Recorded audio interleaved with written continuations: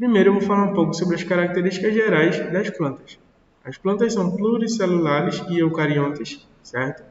São autótrofas por fotossíntese, ou seja, elas possuem várias células e elas têm carioteca, têm núcleo. Elas produzem seu próprio alimento a partir da luz, ou seja, elas realizam fotossíntese. Elas utilizam a energia luminosa, que é proveniente do Sol, água e gás carbônico do meio ambiente para produzir sua própria energia. Elas produzem glicose e liberam gás carbônico, certo? As plantas são agrupadas em diferentes grupos de acordo com as características em comum. Aqui a gente tem uma árvore e a árvore possui raiz, sementes, caule, flor, folha e fruto, certo? São 6 características ao todo e a gente vai ver como cada característica dessa aqui surgiu e se desenvolveu. Em que grupo animal a gente pode encontrar essas características, certo? Vocês conhecem muitas árvores, como manga, goiaba, acerola, que dão diversos frutos, e outras que dão frutos que a gente não consegue consumir, como o pé de coração de negro, pinha e entre outros. São alimentos, são frutos também, só que a gente desses frutos a gente não consegue se alimentar. As sementes também são de grande importância. Várias sementes, semente de girassol, semente de gergelim, a gente se alimenta. E outras também. Alguns pássaros também se alimentam. A raiz sempre vai ser o que está embaixo da terra e o caule, o que está exposto. A gente vai possuir uma flor, como as rosas, por exemplo, e toda flor a gente vai ver que se transforma em fruto, certo? Mas nem todo fruto veio de uma flor, mas nem toda flor vira um fruto, certo? E as folhas também, que são muito importantes para nós seres humanos também.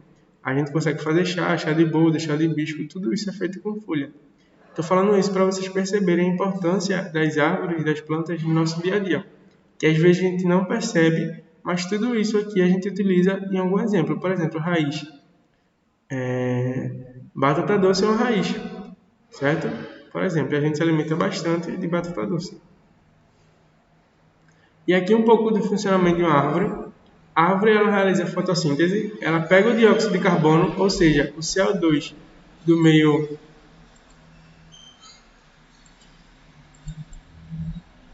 ambiente e libera, certo? Libera na forma de oxigênio. Ela também realiza transpiração, ou seja, ela pega a água pelas raízes de baixo e coloca na parte de cima na forma de vapor de água. Também existe a respiração, que ela pega oxigênio e libera dióxido de carbono, certo? Então elas fazem os dois. Ela pela fotossíntese pega dióxido de carbono e libera oxigênio, e pela respiração pega oxigênio e libera dióxido de carbono. É claro que ela libera muito mais oxigênio do que ela consome, certo? Sempre importante ressaltar isso. Então as árvores são de extrema importância para a nossa vida, por conta de todas essas suas funções. Produzem oxigênio e realizam transpiração, diminuindo a temperatura ambiente. As plantas conquistaram quase todos os ambientes da superfície da Terra. As plantas conseguem sobreviver no gelo, em ambientes extremamente aquáticos, em ambientes extremamente secos e desertos. Estão lá as plantas em todos os lugares, certo? Tem até uma planta que ressuscita, que é chamada planta da ressurreição. Depois você pesquisam aí. Agora vamos ver um pouco sobre as classificações das plantas, certo? As plantas vistas em conjunto, como nessa foto, elas parecem todas iguais. Mas como é que essas plantas aqui, que parecem à vista, parecem todas iguais, podem ser classificadas, certo? A gente tem plantas vasculares, que possuem vasculatura, e avasculares. As avasculares, o único exemplo são as briófitas. Já as vasculares, a gente tem sem sementes, que são as pteridófitas, as com sementes, que quando tem semente tem fruto, que são as angiospermas, consideradas mais evoluídas, e as com sementes sem fruto, que são as gimnospermas. Ou seja, as plantas estão divididas em 4 grupos: briófitas, pteridófitas, gimnospermas e angiospermas. Primeiro a gente vai falar um pouco sobre as briófitas, certo?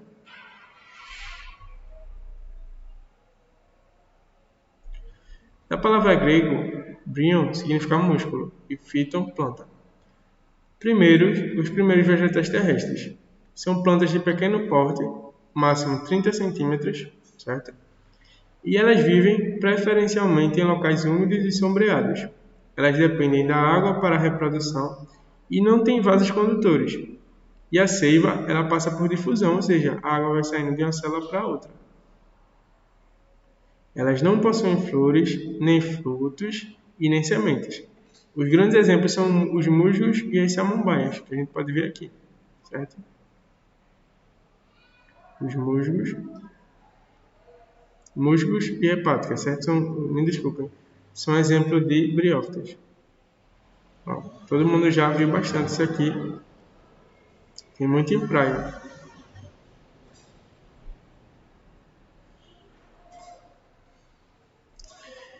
Estes organismos, eles não possuem vasos condutores de seiva, nem estruturas rígidas de sustentação. Isso é justificado do seu pequeno porte. Assim, o transporte de substâncias se dá por difusão e ocorre de forma lenta. Para os musgos, tem-se as seguintes estruturas: os rizoides, cauloides e filoides, certo? Os rizoides são filamentos que fixam a planta no ambiente em que ela vive e absorvem a água e os sais minerais disponíveis nesse ambiente. Rizoide parecido com raiz, cauloide parecido com caule e filoide parecido com folha, certo? O cauloide são pequenos hastes de onde partem os filóides. E os filóides, estruturas clorofiladas, ou seja, com clorofila que fazem fotossíntese e capazes de fazer fotossíntese, certo? Aqui está um desenho mais esquematizado.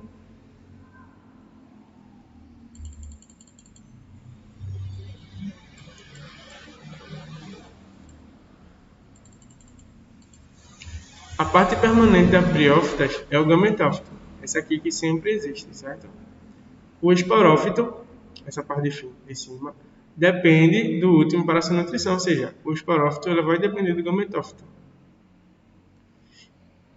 E não permanece por muito tempo. As briófitas dependem da água para a reprodução sexuada, certo? Então, vou dar um zoom aqui para vocês verem melhor.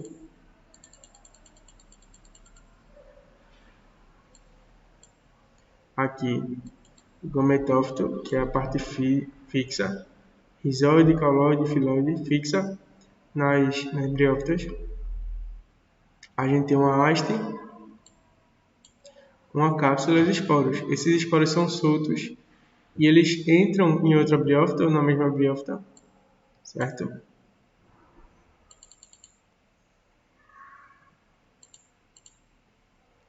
Agora eu vou estudar um pouco sobre o ciclo de vida das briófitas. A gente tem aqui uma briófita gametófito, esporófito, pé, haste e cápsula. Na cápsula, realiza meiose no interior da cápsula formando esporos, certo? Os esporos são eliminados da cápsula e ocorre a germinação. Na germinação, os enterozoides, que são as formas masculinas, entram dentro do arquegônio, que são os gametas femininos. E aqui existe a oosfera, que é dentro do arquegônio, que é a parte feminina.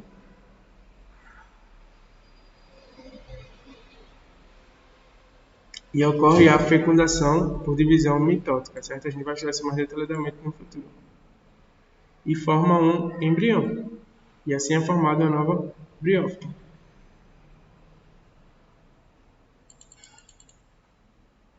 Aqui mais detalhadamente sobre a reprodução das briófitas, a gente tem os esporos ao cair do solo podem originar plantas masculinas e femininas, que são os gametócitos.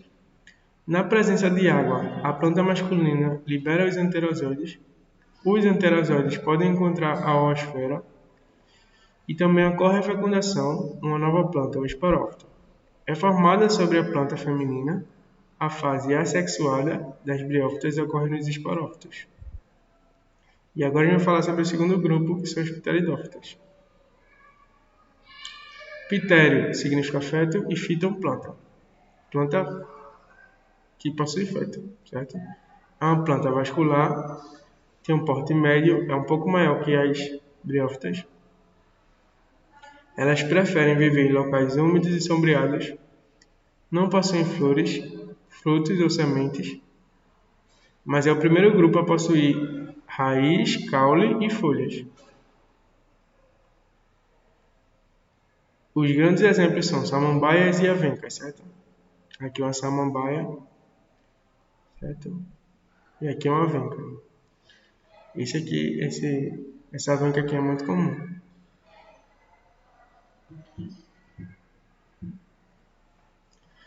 É chamado de rizoma o tipo de caule semelhante a uma raiz, que é a origem subterrânea, ou localizado bem próximo ao solo, quase imperceptível com desenvolvimento horizontal.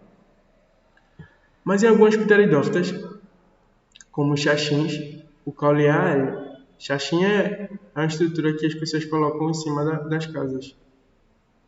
Certo? Eu vou mostrar já. Na fase de reprodução, a samambaia apresenta alguns pontos escuros na superfície, inferiores da folha, chamados de soros. Quando amadurecem, eles podem cair em solo úmido e germinar, dando início à fase sexuada do ciclo reprodutivo. Aqui é um ciclo de vida.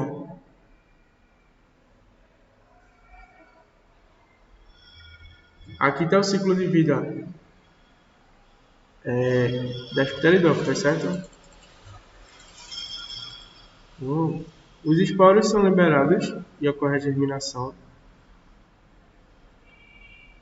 Existe o prótalo gametófito, que é dividido em oospera, que é arquegônio, que é a parte feminina, e anterídeo, que forma os enterozoides, que é a parte masculina, para poder ocorrer a fecundação, formando o zigoto, que forma o gametófito, que forma o esporófito, que forma o esporângio, que é a estrutura que vai liberar os soros, os esporos, certo? E na reprodução das pteridófitas, ocorre a liberação dos esporos por dentro dos soros. E se esses soros caírem em um substrato adequado, os esporos vão germinar dando origem ao prótalo, que é o gametófito. No prótalo, ocorre a produção de gametas femininos e masculinos e a união desses gametas origina o embrião. O desenvolvimento do embrião dá origem a uma nova planta, que é chamada de esporófito. Agora, nós vamos estudar um pouco mais sobre as gimnospermas, certo? Do grego gímenos significa nu e esperma-semente. Elas são vasculares, plantas de grande porte e elas vivem preferencialmente em regiões de clima frio e temperado. Elas possuem raiz, caule, folhas, flores secas e sementes nuas, sem flores e frutos. O grande exemplo das gimnospermas são aracaras, pinheiros e sequoias. Estão presentes em ambientes frios.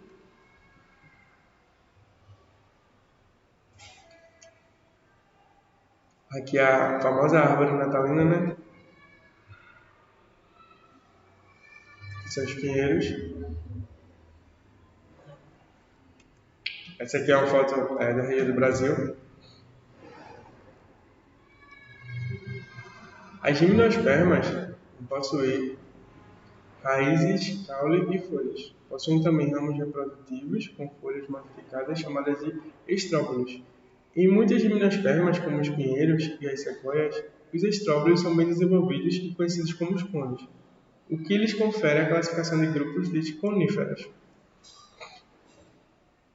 Aqui está um estróbilo masculino de grande pólen e aqui o estróbilo feminino do pinho, da espécie Pinus sp. O ciclo reprodutivo das gimnospermas, certo? Elas têm as folhas e as flores masculinas e flores femininas, certo? Tem um cone masculino e um feminino. O cone masculino dá o pólen e o feminino tem uma esfera aqui dentro. O grão de pólen vai fecundar essa esfera feminina, vai entrar aqui no tubo polínico, vai formar o zigoto, forma escama e semente, até ocorrer a nova germinação, virar uma planta e depois uma árvore, certo? Aqui um resuminho da reprodução. Os grãos de pólen produzidos pelos estróbilos masculinos chegam até os estróbilos femininos transportados pelo vento. Com a fecundação, ocorre a formação das sementes. A semente, ao cair do solo, pode germinar. Ocorrendo a germinação, uma nova planta é originada, certo? Agora vamos estudar a última e a mais importante, que são as angiospermas. Ângio quer dizer uma esperma-semente, ou seja, ela guarda sua semente. São plantas de diverso tamanho e ampla distribuição geográfica. Elas são vasculares, não dependem de água para a reprodução, possuem raiz, caule, folhas, sementes, flores e frutos. Podem ser herbáceas, arbustivas ou arbóreas. Os exemplos como trigo, cafeiro, ipê, tudo que tiver fruto é uma angiosperma, certo? Aqui, ó, pé de caju, laranja, milho, flores, como as rosas. As angiospermas, elas produzem raiz, caule, folha, flor, semente e fruto. Considerando essas estruturas, perceba que, em relação às gimnospermas, as angiospermas apresentam duas novidades, as flores e os frutos.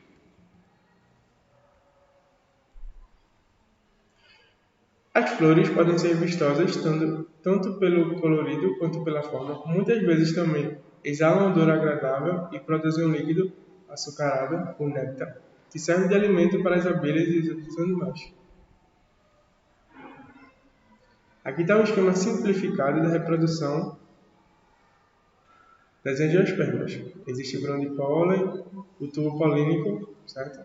O grão de pólen vai ser a parte masculina e o tubo polínico a parte feminina. Tem um ovário, uma esfera, e aí é fecundado também formando zigoto, forma geralmente um fruto, que dentro tem uma semente, e a semente, se for plantada, segue o mesmo ciclo.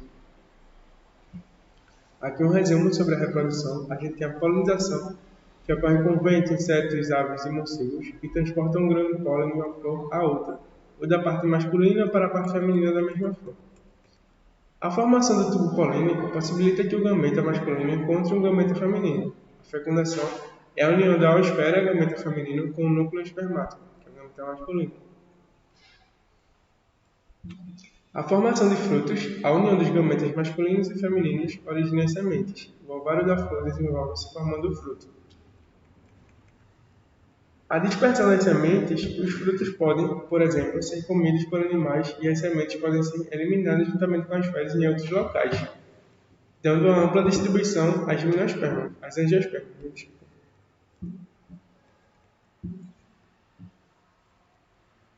E a dispersão das sementes. Os frutos podem, por exemplo, ser comidos por animais e as sementes podem ser eliminadas juntamente com as fezes em outros locais. A germinação das sementes, a maioria dos frutos maduros desprende da planta e libera as sementes, e essas caem no solo e podem germinar, dando origem a uma nova planta. Agora um pouco de curiosidade. As plantas carnívoras são fruto da evolução de certas espécies que buscam uma forma de sobreviver nos solos pobres em nutrientes orgânicos. Essas plantas passaram a retirar do ambiente o complemento alimentar que a terra fornecia antes. As primeiras plantas carnívoras que surgiram na Terra desenvolveram métodos para aprisionar e digerir animais e assim utilizar suas proteínas ricas em nitrogênio como fonte de nutrientes. Estima-se que isso tenha ocorrido há cerca de 65 milhões de anos, na época dos dinossauros. E as sequoias são as plantas mais altas do mundo, chegam a medir mais de 120 metros de altura e podem viver mais de 4.000 anos. São os seres vivos mais pesados do mundo, pesando até 6.000 toneladas, certo? Também existem samambaias gigantes. Há 290 milhões de anos, samambaias gigantes dominaram a paisagem, onde hoje é o Tocantins, por exemplo. Possuem um caule de até 1 metro de diâmetro e 15 metros de altura. Algas e protozoários. O animais e o das plantas, que é o metafita, são vegetais, certo? Existem na classificação dois tipos de células, certo? As células procariontes, que são células sem núcleo, e são células primitivas. Só vocês lembrarem das palavras pró. Protótipo, por exemplo, ele existia antes do celular original, não é isso? Um protótipo de um celular ou um protótipo de um jogo, ele não existia antes do original. Procarionte é a mesma coisa, certo? São células anucleadas e células primitivas. Já eucariontes é diferente, porque eu é uma característica avançada, exclusiva, certo? Existem ao todo 17 filhos, certo? No reino animal. E essa filogenia, esses 5 reinos, eles não incluem os vírus. Por quê? Os vírus não são considerados seres vivos, mas são de grande importância econômica, social e política para a nossa sociedade, certo? A palavra zoologia vem do grego zoa, animais, assim como zoológicos, certo? E logos, ologia de estudo ou ciência. Os animais, eles derivaram dos protozoários, que proto, como eu disse, primitivo, e zoa de animal. Protozoário, animais primitivos ou primeiros animais. Os protozoários são unicelulares, eucariontes, heterótrofos, e eles têm movimento ou são imóveis, certo? Na sua locomoção, e pode ser através de cílios, flagelos ou pseudópodes. Eles vivem em ambientes aquáticos, todos. Eles são micropredadores, ou seja, eles predam microanimais, partículas pequenas.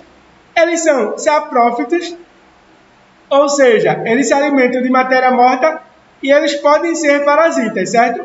Como diversas doenças que a gente conhece, como, por exemplo, doença de Chagas, quem causa é um protozoário, certo? Logo após os protozoários, começou a existir o grupo chamado de parazoa, que são as esponjas.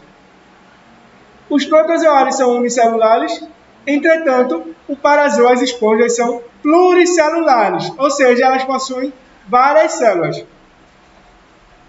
Mas elas não possuem tecido organizado e elas fazem sua digestão intracelular, ou seja, elas capturam o seu alimento, colocam dentro da célula e dentro do alimento, dentro da célula elas se alimentam, certo? E logo após o parazoa, que são as esponjas, existem o metazoa, que são os animais superiores. Eles são pluricelulares, eucariontes e heterótrofos, certo? Ou seja, pluricelulares possuem várias células, eucariontes têm um núcleo dividido e são células mais evoluídas, e heterótrofos, eles vão em busca do seu alimento, certo? Heterótrofos é diferente de autótrofo, que são as plantas. Heterótrofos, eles se alimentam diretamente. Já os autótrofos, eles fazem fotossíntese, certo?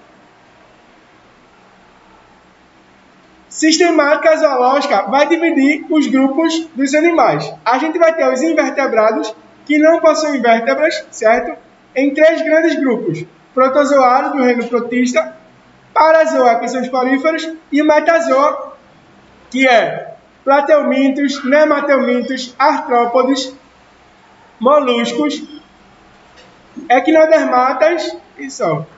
Os cordatas, que são animais com notocorda, que são animais pouco conhecidos, como os tipos primitivos de peixe, e os vertebrados, que são divididos em 5 grupos. Nos vertebrados a gente tem peixes, anfíbios, répteis, aves e mamíferos, certo? Peixes como tubarão e peixe, como vocês conhecem vários tipos de peixes.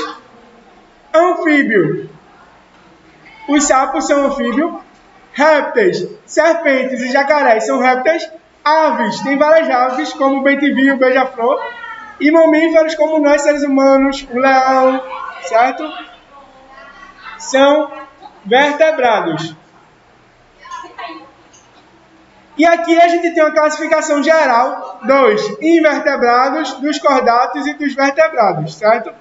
O maior grupo de animais está presente no grupo dos artrópodes, que é todo esse grupo que junta aqui, certo? Díptero, hemínoptero, Lepidóptero e Coleóptero são grupos de artrópodes, ou seja, insetos. Nos artrópodes ainda são subdivididos em insetos, crustáceos e aracnídeos. Agora a gente vai estudar um pouco sobre os conceitos básicos em zoologia, certo? Para diferenciar os filhos animais. Só uma geral sobre cada um. A gente tem a organização celular. Existem os eucariotos, que todo animal tem uma organização celular, e esta célula possui núcleo individualizado no citoplasma pela membrana nuclear, ou seja, na carioteca, certo? E os unicelulares têm um corpo formado por uma célula, que não é o caso dos animais. Os animais são pluricelulares, certo? Eles possuem ausência de tecidos diferenciados e células realizam todas as funções individuais. Alguns animais mais primitivos, como os poríferos, e outros mais evoluídos aqui, como o molusco, o caramujo. Ele possui tecidos diferenciados e cada tecido realiza uma função, certo? E possui órgãos verdadeiros. A organização do corpo dos animais pode ser parazoários, que não possuem tecidos organizados, por isso não possuem cavidade digestiva, certo? O grande exemplo são os poríferos. Um exemplo grande são as assídeas. Essa foto aqui que vocês estão vendo é muito comum em praias. O enterozoários, que possuem cavidade digestiva, sistema completo. Enterozoário, o sistema completo, significa que ele tem boca e ânus separados, como nós seres humanos, certo? E ainda existem os enterozoários incompletos.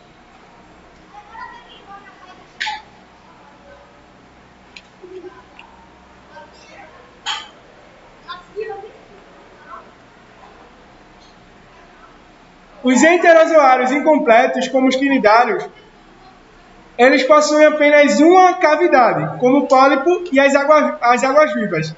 Aquela água-viva que vocês veem na praia tem um nome muito interessante, científico, que é Physalia physalis, certo? Aquela rosinha que todo mundo já viu na praia. Outro conceito importante quando a gente vai estudar sobre os animais é a simetria. Simetria é a divisão imaginária do corpo de um animal em metades opostas que devem ser semelhantes, certo? Existem animais assimétricos, como um porífero, que não tem como você dividir em partes iguais. Os animais simétricos radiais e os animais bilaterais. Animais simétricos radiais são animais que você pode cortar em 5 planos iguais, e cada uma divisão vai ser igual a outra. Já os bilaterais, como nós seres humanos, você divide em 2, certo? E aí tem o lado direito e esquerdo. Ou também pode dividir no meio, então do lado frente e trás. Uma característica muito importante dos animais é a metameria, certo? Metameria é uma parte do corpo de vários animais que se divide várias vezes, certo? Assim como nossa vértebra. Nossa vértebra, do começo ao fim, é extremamente semelhante. Existe a metameria homônima, que são idênticos, como a minhoca, todas as partes são idênticas. E a metameria heterônoma, que são metâmeros diferentes ao longo do corpo, mas muito semelhantes, certo? A cefalização, esse processo de existir um cérebro dentro do crânio, esse processo evolutivo que é chamado de cefalização, ele surgiu pela diferenciação de metâmeros no corpo. Existem também os animais ametaméricos, que possuem simetria bilateral, mas não metameria como os moluscos, certo? Outro conceito muito importante é o tipo de clivagem dos ovos. Quando um espermatozoide se junta com um óvulo, ele se forma o que a gente chama de zigoto.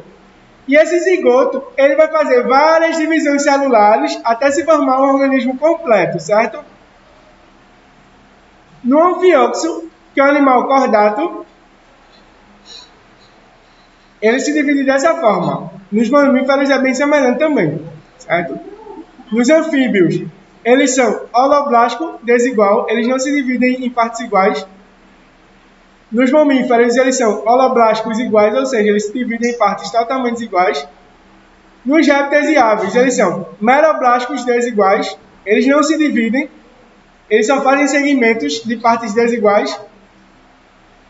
E os artrópodes são meroblásticos superficiais, porque eles se dividem em partes iguais e bem parecidas, certo? Como vocês estão vendo aqui. A gente vai ver um pouco sobre a embriologia. Embriologia é a parte das ciências que estuda desde o desenvolvimento do embrião até ele se formar um organismo completo, certo? A gente vai colocar o número de folhetos embrionários, que são quantas camadas de tecido cada animal possui. Existem os animais que apresentam 2 folhetos embrionários, que são os diplásticos, certo? Esses folhetos embrionários são a ectoderme e a endoderme. Nós, seres humanos, possuímos 3 tecidos, nós somos triblásticos, certo? Apresentamos 3 folhetos embrionários, ectoderme, mesoderme e endoderme. Ectoderme é o tecido de dentro, mesoderme tecido do meio e endoderme tecido de fora, que vai formar a pele, por exemplo.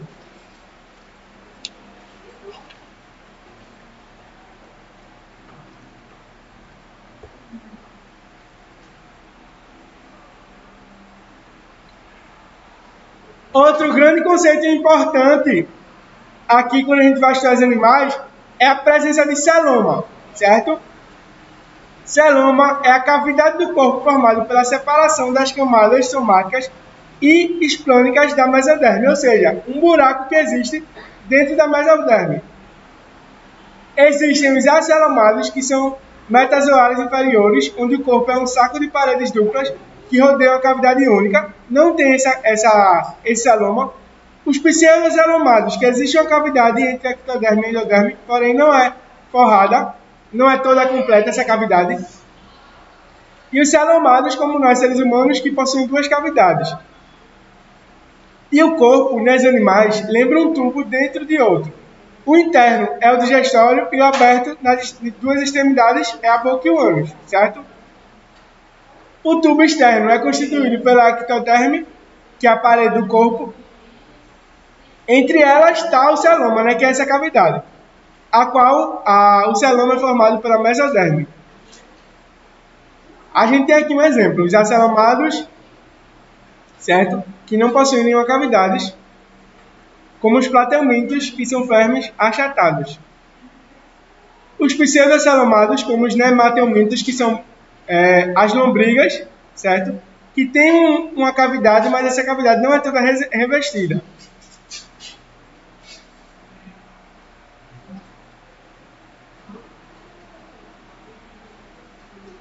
Os nemateumintos são vermes cilíndricos, não são segmentados. E os celomados, como nós seres humanos, que possuem 2 cavidades. O corpo lembra um tubo dentro do outro, sendo que o tubo externo é constituído pela ectoderme, parede do corpo, e o tubo interno é a cavidade digestiva, que é a endoderme. E entre essas 2 cavidades existe o celoma, certo? A qual o celoma é forrado pela mesoderme. A gente tem os protostômios, que é quando se forma primeiro a boca e depois o ânus, são os moluscos, anelídeos e artrópodes, e o deuterostômio, que se forma primeiro o ânus e depois a boca, que são os equinodermes e os cordatos. Cordatos, vocês lembram que são 5 grupos: peixes, anfíbios, répteis, aves e mamíferos, certo? Cordatos é igual a vertebrados.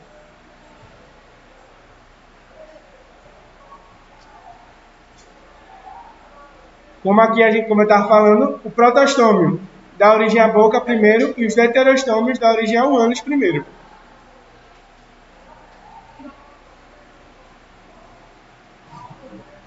Aqui outro exemplo.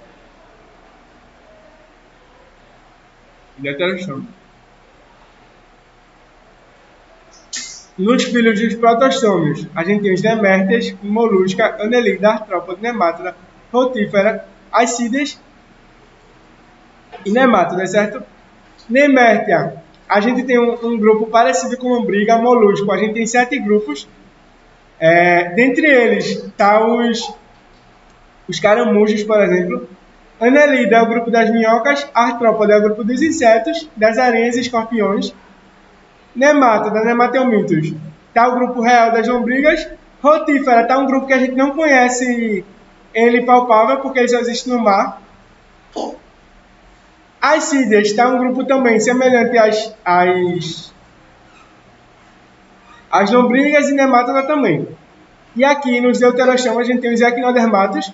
Equinodermatos são as estrelas do mar, bolachas do mar e ouriços do mar.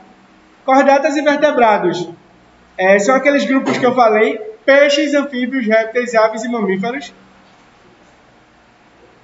A filogenia, ou seja, a origem dos animais. Segundo as semelhanças compartilhadas pelos grupos, que é chamada de homologia, estrutura com a mesma origem embrionária, e sinapomorfias, que são homologias compartilhadas apenas pelo grupo. Mamas nos mamíferos e vértebras nos cordatos é uma sinapomorfia, porque é uma semelhança que só existe dentro de um grupo, sinapomorfia. E aqui a gente está uma hipótese que foi criada, certo? E a origem dos animais. A gente tinha os parazoários, que não deu origem mais a ninguém, e os enterozoários. A gente tinha os diblásticos, que deu origem aos quinidários, e os triblásticos, certo? Dos triblásticos a gente veio para os protostômios, que formam primeiro a boca. Tem os acelomados, os pseudocelomados. Os acelomados são os plateumintos e pseudocelomados nemateumintos. E os eucelomados a gente tem os moluscos. E o corpo com segmentação, a gente tem os anelites e os artrópodas, certo? E o deuterostômios. Com cavidade no corpo, a gente tem os eucelomados, como os equinodermes, que são as estrelas do mar, e os cordatas, que são os vertebrados, certo? Que são peixes, anfíbios, répteis, aves e mamíferos. Aqui outro exemplo.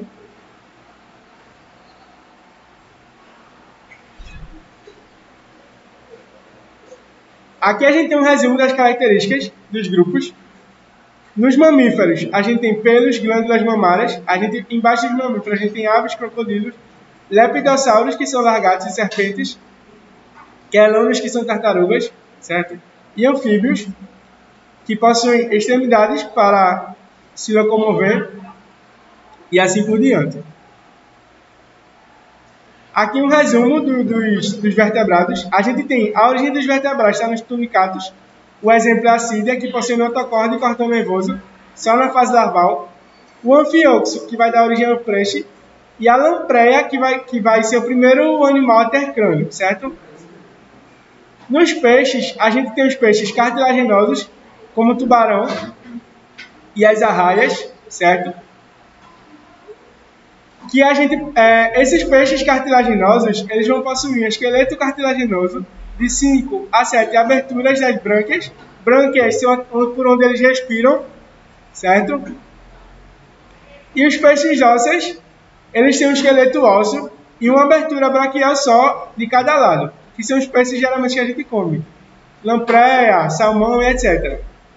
A gente tem os anfíbios, como o sapo, que tem a pele úmida e vão possuir 2 pares de membros. Depois a gente vai ter os répteis, que tem uma pele seca, uma pele seca e resistente, como as tartarugas, jacarés e serpentes. E as aves, que a principal característica das aves é a pele ser coberta por pulmões e ser a única classe de animais que pode voar. Dos vertebrados, né? Nos invertebrados a gente tem os insetos, muitos insetos voam. E a classe do mamífero, a pele também é coberta por pelo, com exceção de nós seres humanos, que temos pouco pelo. A nossa pele não é totalmente coberta por pelo, mas boa parte dela possui pelo. Aqui tem uma questão da UFG, de uma faculdade, certo? Aqui é uma charge da Roselita e ela olha para uma estrela do mar. E ela compara as estrelas do céu e fala: caramba,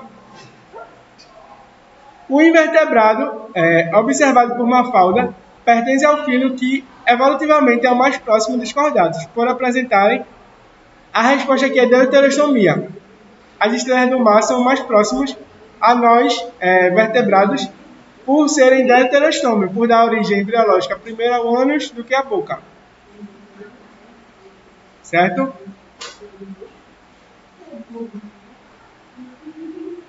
A aula de hoje é isso, gente. Obrigado e até a próxima.